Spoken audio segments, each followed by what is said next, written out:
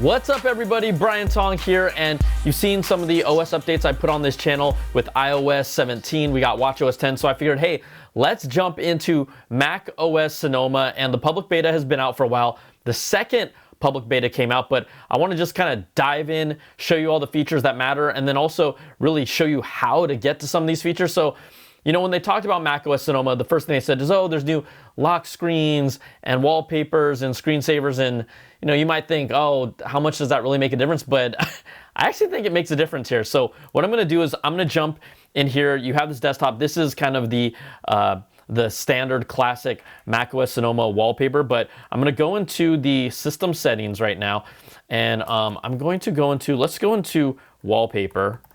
And what's cool here is, yes, you have the classic Sonoma one up here. You have some of the earlier ones you've seen, Ventura, Monterey, Big Sur. But if you go down here, you'll have different things like landscapes. I'm going to click here and show all 7. And obviously, you know, I'm going to be a sucker for Hawaii. We've got something like the Grand Canyon, and it will actually download these screensavers if you haven't downloaded them already. There's different cityscapes, like there's New York, there's Los Angeles, and then the things that I love, right, underwater. But what's cool about this is that not only can they be your wallpapers, I'm going to go back to the Sonoma wallpaper just because I like it, but you can also have these kind of scenic views that you're familiar with from Apple TV screensavers, and they have some new ones in here, but you can make them your screensavers now. So I'm going to go, just because I like to keep them separate from each other, I'm going to go here into the screensaver option, the settings, and what I've downloaded is the humpback whale. And so I can also, even though I have this nice Sonoma background, I can go into the humpback whale screensaver, which looks absolutely gorgeous. And then what's cool is when you log in, if that screensaver is plain like it is here, you'll see it is still plain. You have just like the date, the time, kind of similar to like an iPad lock screen, or you know, your iPhones, but now on your computer. And then I'm just gonna type in my password here and then get into it, and it's like voila, from this like smooth, beautiful motion screensaver. There's nature, there's cities, there's underwater, there's all types of stuff. And yes, I didn't think I would care about that as much, but I actually do. So it just feels nice. It's a very clean visual layout for the lock screen, and then the screensavers kind of complementing that is also really nice. Even if you look here at the screensaver, I can actually choose this to also be, you know, my wallpaper, the background to be my wallpaper if I want, but I like to keep it separate. I like to have my wallpaper as, you know, macOS Sonoma, and then I'll have my screensaver something separate. I just like it different. Okay, the next feature here in macOS Sonoma, widgets. And yes, you know, if I go over here to my notification center and click on it, we've always been able to see our widgets, but you can do a whole lot more with them in macOS Sonoma. So for example, I'm going to scroll down here and hit edit widgets, and then we'll see a brand new panel that pops up down here, and this is going to allow me to access obviously a lot more widgets. You can even actually get widgets from things on your phone. You can even look here in this little corner, it says from phone, and it'll actually download the ability to show those widgets onto your computer, even though it's coming from your phone. But let's do something you know, big and bombastic. I like let's go here and go to something like my podcasts. And so, of course, I can normally drag a widget over here into the notification side if I wanted to feature podcasts. But what I love about this is I can also bring him onto the desktop. I can do a small one like this size. It'll appear there. But what I like about this is not only can you use these different 3 sizes, but there's sometimes with some of the apps, there's these like larger format widgets that are super huge. So let's drag out this big boy, this big widget here for a podcast that really takes up, you know, I could kind of put it right dead center in my screen to kind of be a showcase every time I open up my computer and I want to interact with it. I'm going to go here and right click and just get into the edit my widgets section. I'm going to get rid of this small one over in this corner. The other thing you can do is actually, if you have a lot of apps or files or folders or icons, you can actually see here when I move this widget around, it rearranges them. And sure, it's going to look kind of messy initially, but what I'm going to do here is if I plop it there, then I can just clean up, and then my apps and files and folders will fall back in line. But it's just kind of another fun way that you can actually interact with your widgets and put them on screen. But again, the ability to have this large, super big one, I love that. And then the other part about this that makes it cool is these are interactable widgets. So not only is it just information, I can play whatever podcast I want directly from this widget itself. So right here, this is the No Chill Gil Arenas podcast. I can play it from here.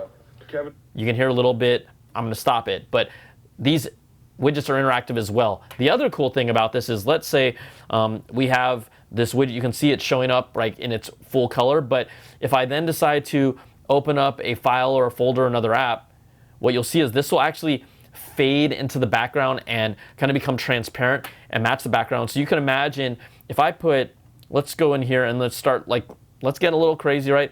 Let's put multiple widgets over here. We've got the calendar, we've got time. You can see there's alignment grids as well that kind of help you put them into a nice clean place. Let's go somewhere down here. Let's get our calendar, because they have a really big one as well. This large format widget for the calendar is cool too. I'm just gonna stuff them here, and then let's get a couple small ones just to kind of round this thing out. We've got reminders, and then I'm gonna throw in this battery one. So you could really just, I'm not gonna fill out my whole desktop with widgets, but you can see how this happens. And then again, if I'm opening something like, I want to make sure I don't open an app that you can't see much. If I open up the Reminders app, again, you can see it all fade into the background. So there's just a lot of things that you can do with widgets. They're interactable. They come in different sizes. You can drop them into your notifications center on the far right, or you can put them on your desktop. So just a lot of cool new ways to work and play with widgets here in macOS Sonoma. Now, macOS Sonoma has also leveled up when it comes to the video options and flexibility that you have specifically with FaceTime. So I'm going to open up the FaceTime app here, and what you'll see here now is this is the actual controls of FaceTime, or like your status of how you want to deal with it. It's up here. It has its own menu bar option, like with the green FaceTime icon there. You can see me here, and I think I'm just going to throw out a FaceTime call, and we're gonna see what happens, but you'll see, let's try it right now. And I'm just gonna wait patiently and hope that someone on the other line picks up for us. Oh, hi there, Cookie. Cookie! Okay, so I have my friend Cookie here that's gonna do this FaceTime demo to show you some of the new video effects and features. And again, I noticed, and I told you all about the FaceTime icon now in the menu bar, and you'll be able to see here there's going to be some really cool things when it comes to presentation and presenter mode. So I have a keynote that's already opened up in the background, and I'm going to click here on presenter, on that presenter icon. It says choose content to share, off, small, or large. I'm going to first of all choose a window, and I'm going to share this window. You can see it automatically can see this is the window I want to share. I'm going to click on that, okay? And you can see the status of here. Now what I'm going to do is go into there's a few steps here, but I'm going to go into the play slideshow mode here. Okay, it's going to show the slideshow to continue to share it, which is what I want to do. And now here in this little FaceTime video presenter mode icons, there's off. I'm going to choose small. And what you'll see with small is there I am, and I can be presenting this slideshow and talking about it slide by slide to someone, and they're going to see me in the corner. I can actually move myself. So look, I can put myself wherever I want. I can put myself in the top left. I can put myself in the top right. And while I'm doing this, I can still be presenting a slideshow. All right, they're gonna see me here. Cool. Let's take this to another level and go into the large presenter overlay. And this puts me as if my slideshow is over my shoulder, but it's actually separating myself from the slideshow, from the background. It's in real time using 3 different layers, which is honestly really crazy and cool. And so the person on the other end will end up seeing, all these different, me talking about, oh, here's how I got started. I can tell a little story. I did a little presentation a little while ago. I can jump here now to how do you become a creator? And this all is just cohesively done just through your Mac. Just a cool new feature. You'll also be able to play with different video effects, play with the depth or the blurriness of the portrait mode effect, and also the studio lighting. So these are all new video features here. The other thing that I forgot to mention, just like in iOS, is it also does reactions based on hand gestures. So if I give it a thumbs up, there, you see the thumbs up show up. If I do a thumbs down, let's see if this works. Thumbs down. If I do a peace sign, I think that's one of them. Balloon time. If I do double peace sign, we got confetti. I think if I do a heart, does it do a heart? Oh, it does. It does do hearts. And then I think is it 2 thumbs down is rain. 2 thumbs up is fireworks. And then you always gotta rock on with the bullhorns. So all of these things incorporate, yes, you can do those during presentations, I guess, if you want to. So that is another cool way of how macOS Sonoma is leveraging some of the power of processing and giving us new features to play with. All right, now let's just take a moment to go to the other studio to thank the sponsor of this video, Clean My Mac X. Thanks, Brian. I've been using Clean My Mac X for years now, and despite the common misconception that Macs are immune to viruses, every month there are new attempts to attack macOS users with various malware, ransomware, and data breaches. Apple knows about all the new breaches, and they react pretty quickly with macOS security updates, but we are always prone to security breaches with emails from a stranger with a weird attachment, or maybe clicking on a link online that instantly downloads a PDF onto your computer. With Clean My Mac X and its new anti-malware technology, Moonlock Engine, it now scans suspicious files up to 2 times faster than before and searches for them across various locations such as email attachments, external drives, zip archives, and even software launchers. With Moonlock Engine, you're in control of how much battery and CPU power the scans take.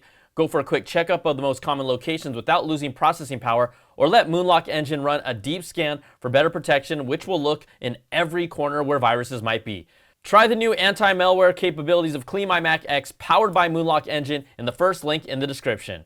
Hey, thanks for that, Brian. Okay, so let's get back to macOS Sonoma and talk about gaming. And we know that gaming, it needs to get better. It just absolutely does on the Mac, but they're doing a lot of things. We already know that they have Metal 3 and how it incorporates its Metal effects for upscaling and better performance overall, but Apple is doing a lot in macOS Sonoma to even level up gaming even more. So there was a new game mode in macOS Sonoma, and it's going to prioritize the CPU and GPU when you're gaming, and then have background tasks just have lower usage and really focus on higher and more consistent frame rates while you're gaming. The other thing is that it's going to reduce the audio latency with AirPods specifically. It's also going to focus on reducing input lag latency where if you're using Xbox or PS5 controllers while you're playing with your Mac. And the biggest thing that the Mac needs more games. And in fact, they need the flagship titles when they come out on other platforms. So there is a new tool to get more gamers on board, and that is called Apple's Game Porting Toolkit. So this is going to allow for developers to see how well their game can run on a Mac, first of all, and now there's a faster conversion tool that takes days instead of months to convert their games if they're good to go. And then one example of this all really coming together to me is Baldur's Gate 3. So this is a flagship RPG that just came out in August. It launched on the PlayStation 5, the Xbox Series X, the Xbox Series S, and on the Mac through Steam.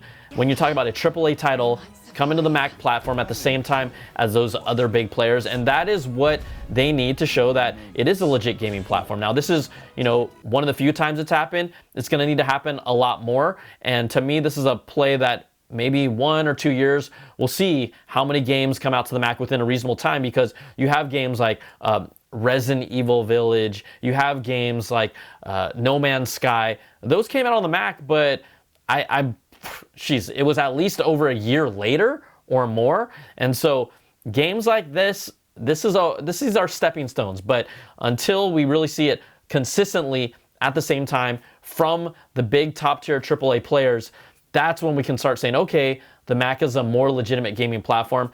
It has games, but it's definitely not the first thing you think of when you think of games. So macOS Sonoma, they're going to want to try and change that. Okay, next up in Sonoma, we've got Safari. Based on WebKit, Apple's always prioritized privacy. We had private browsing that started in Safari. So Apple this time is, again, really leaning into privacy here.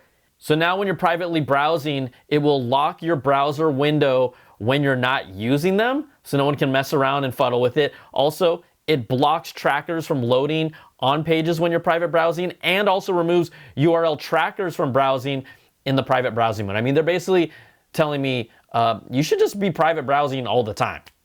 Passkey lets you share passwords with family members on sites that everyone uses. So think about this for shopping sites like Amazon or Target or Best Buy, sharing your credentials with someone that's safe, that's a good thing. Or even travel, someone needs to, book a family trip or book for you. I think this is a good way and a safe way to be able to share that just with your family members with Passkey.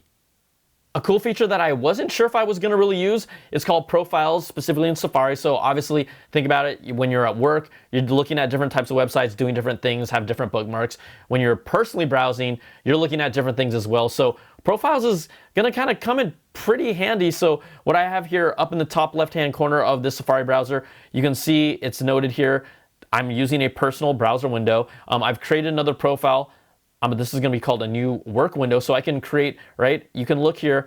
I now have a browser window for my personal or for my work. And again, whether it's extensions, tabs, bookmarks, cookies, these are all going to stay in those kind of separate walks of life. If you wanted to, I'm going to go to Safari and go to my settings.